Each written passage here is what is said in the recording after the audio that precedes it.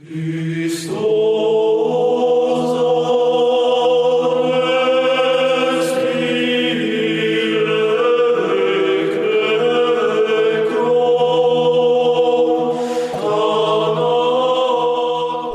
I'm Peter Adamson, and you're listening to the History of Philosophy podcast, brought to you with the support of the Philosophy Department at King's College London and the LMU in Munich. Online at historyofphilosophy.net. Today's episode, Hooked on Classics, Italos and the Debate over Pagan Learning. Suppose you meet someone at a party who recommends a new restaurant that has just opened in your neighborhood. You make a mental note to go there next time you get a chance. As your chat continues, this same party guest begins to argue that the 1969 moon landing was faked by the government. In addition to excusing yourself to go freshen your drink, you would probably also tear up that mental note about the restaurant. This might be a mistake, given that partisans of wacky conspiracy theories are probably able to appreciate good food just as well as the rest of us, yet it's almost irresistible to downgrade the value of testimony in this way. We want to take advice from people who are reliable, and when someone makes a dramatic lapse in judgment, we are apt to dismiss that person's other beliefs. Which raises the question, why would the Byzantines have been interested in anything that pagan philosophers had to say? As deeply committed Christians, they were convinced that Plato, Aristotle, and other Hellenic thinkers were wrong about the most important beliefs of all. They were mistaken about the true nature of God and knew nothing of the salvation offered by Christ.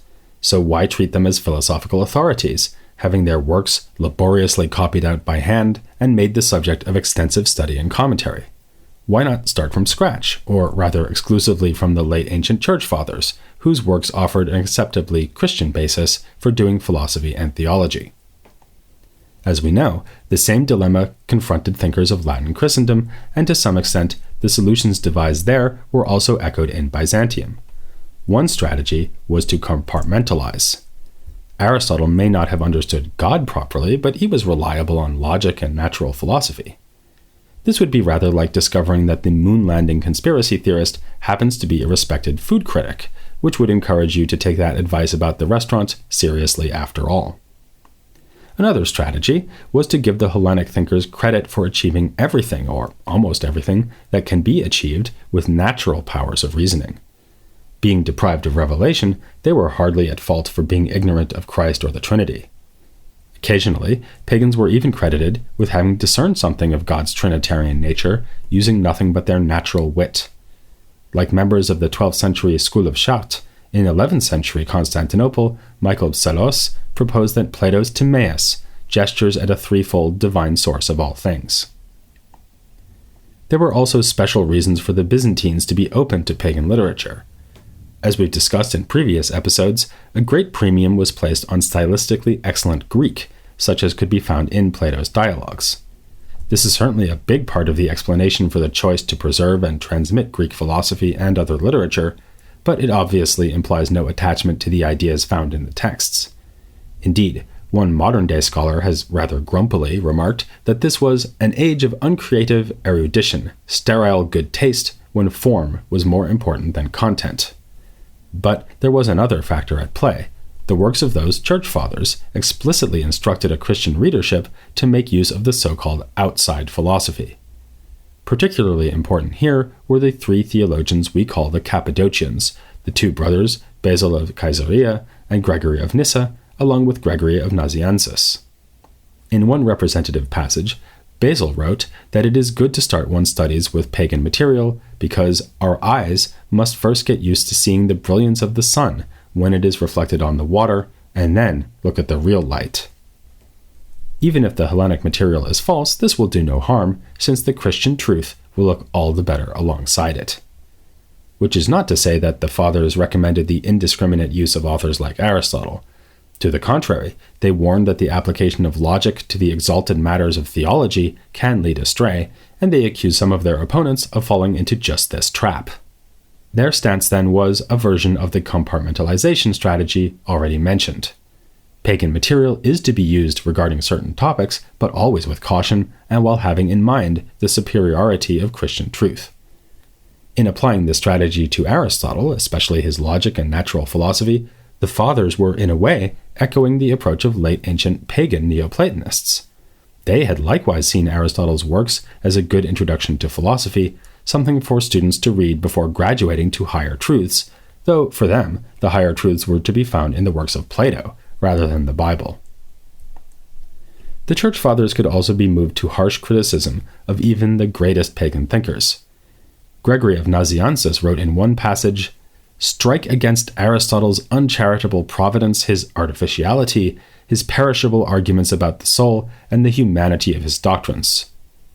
This may sound inconsistent, but it's just the flip side of the compartmentalization strategy. Where Aristotle strayed into matters beyond his ken, he was unreliable, even pernicious, and Gregory was not afraid to say so. All of which left the Byzantines to perform a delicate balancing act as they sought to apply Hellenic philosophy in the support of Christian theology, while making sure never to endorse the philosophy where it might come into conflict with the theology. Each intellectual had to decide where to draw this line, in full knowledge that they might live to regret drawing the line in the wrong place.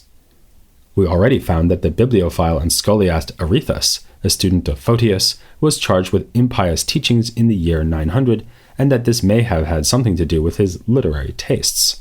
But the most notorious case of persecution against philosophy in Byzantium involved John Italos, who was put on trial in 1082.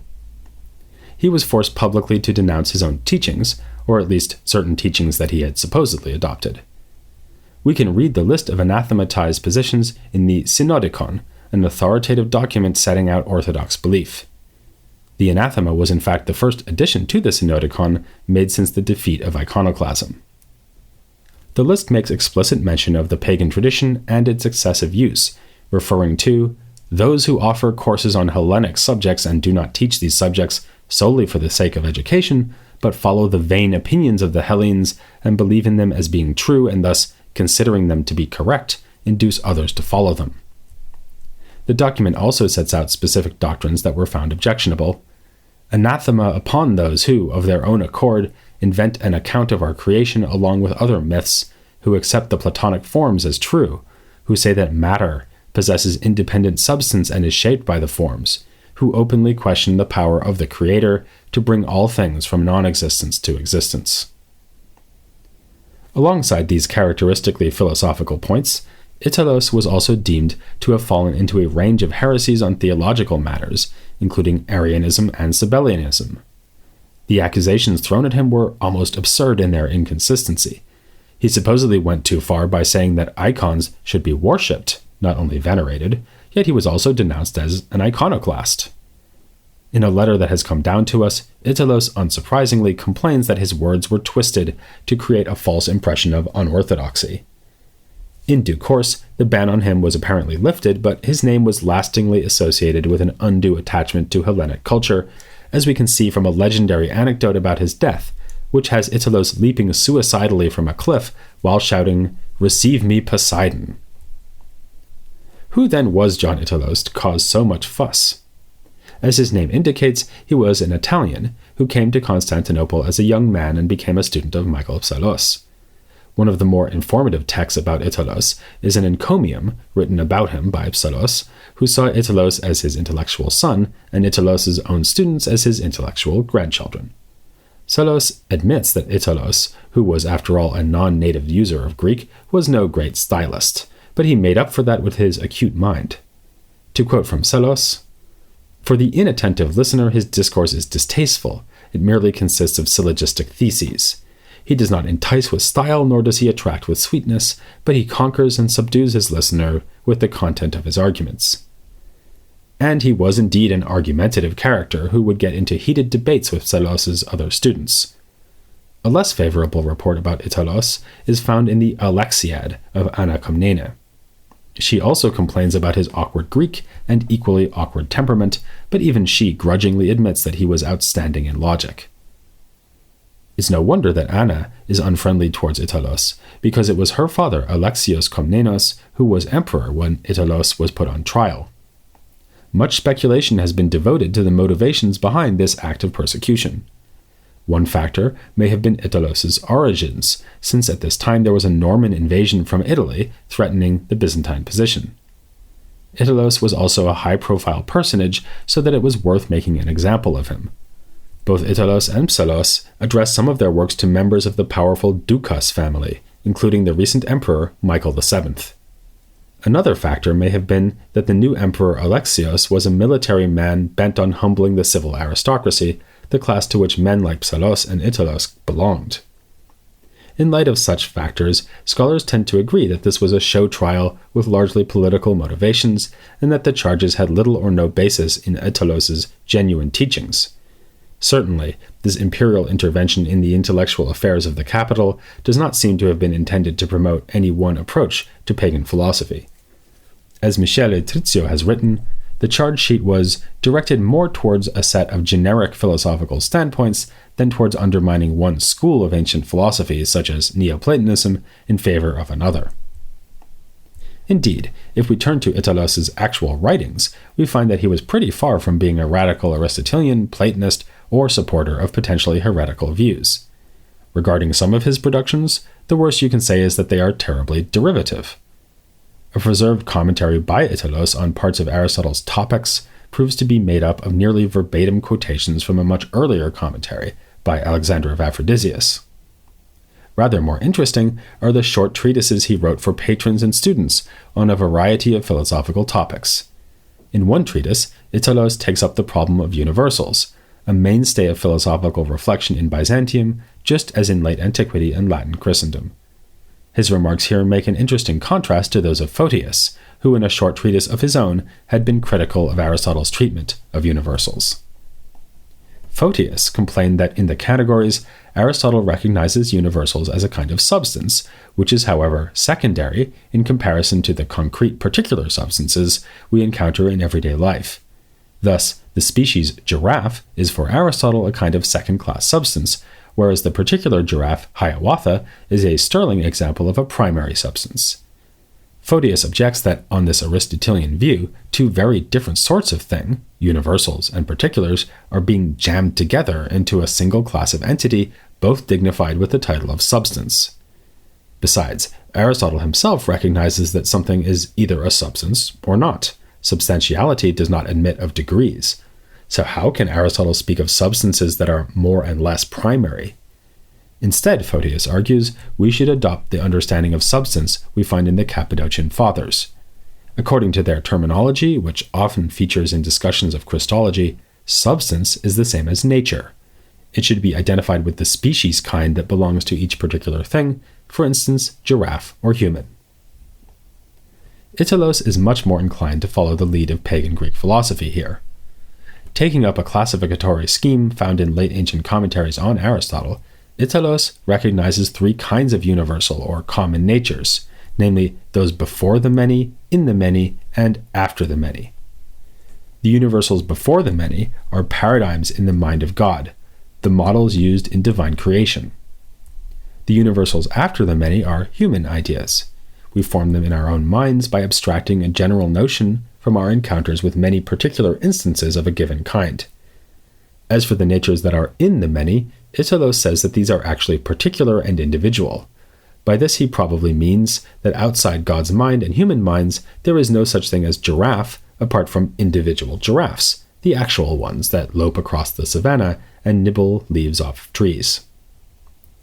While none of this is radically new, it does show Italos's familiarity with the late ancient tradition and his willingness to adopt a broadly Neoplatonic metaphysics. Particularly significant is his insistence on universals that are divine ideas. Ultimately, it is these paradigms that the philosopher wishes to know, and in knowing them, we can ourselves become divine. Italos also applied a Neoplatonic approach when discussing classical Greek literature.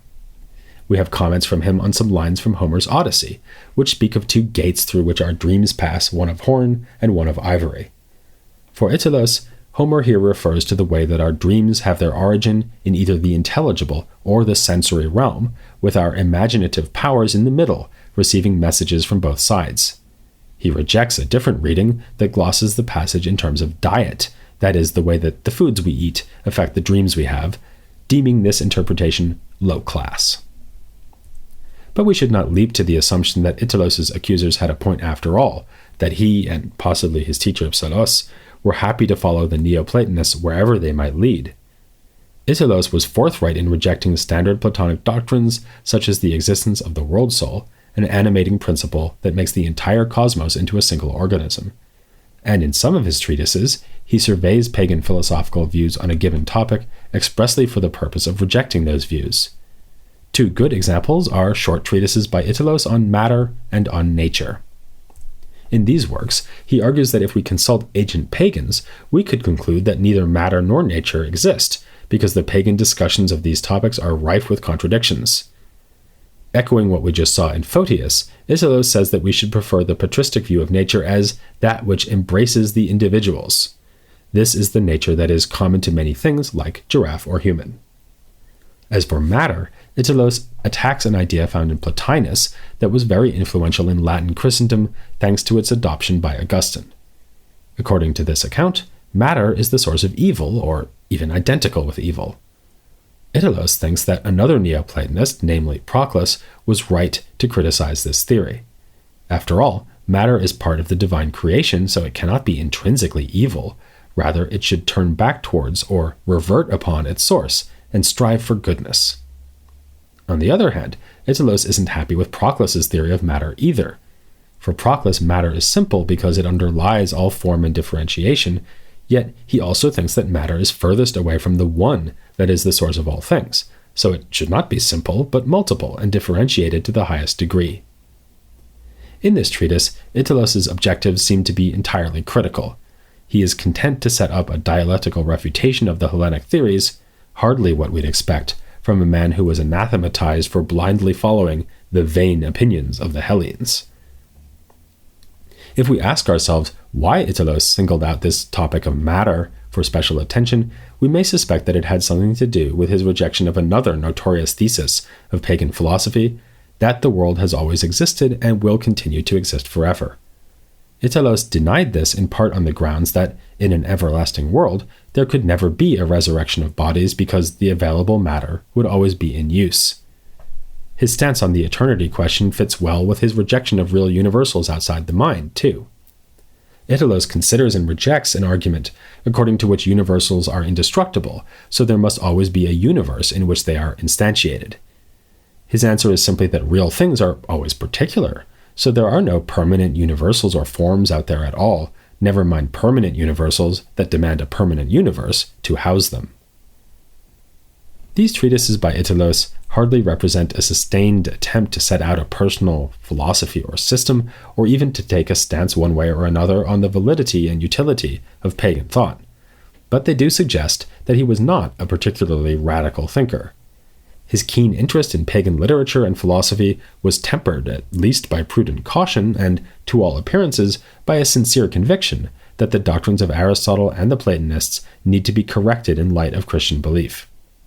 Of course, he was not as severe with the pagans as some of his contemporaries, for instance, Nikitas Sthethatos, who wrote that all right thinking is guided by the Holy Spirit, and who polemicized against those who, as he put it, teach matters different from what the divinely inspired fathers teach. Then, too, Italos was identifiable as something like a professional philosopher, a man who devoted his energies to the exposition and teaching of the Hellenic legacy rather than to, say, the Bible. This may help to explain why he was politically vulnerable. But he was hardly alone in pursuing philosophy as an intellectual specialty. As we'll see soon enough, his harsh critic, Anna Komnene, was herself deeply involved in the promotion of that same Hellenic legacy, and she supported a group of scholars who produced commentaries on Aristotle. The fact that John Italos in particular was anathematized may show simply that he occupied the right place, intellectually speaking, but at the wrong time, politically speaking. And as it happens, speaking politically is exactly what we'll be up to next time. As we saw in the interview with Dominic O'Mara, the works of Michael Sphalos made a significant contribution to political philosophy, and he was not the only Byzantine thinker to make such a contribution, something we'll discover by casting our historical net a bit wider to take in ideas about political authority from the time of Justinian onward. That will be our imperial ambition next time here on the History of Philosophy, without any gaps.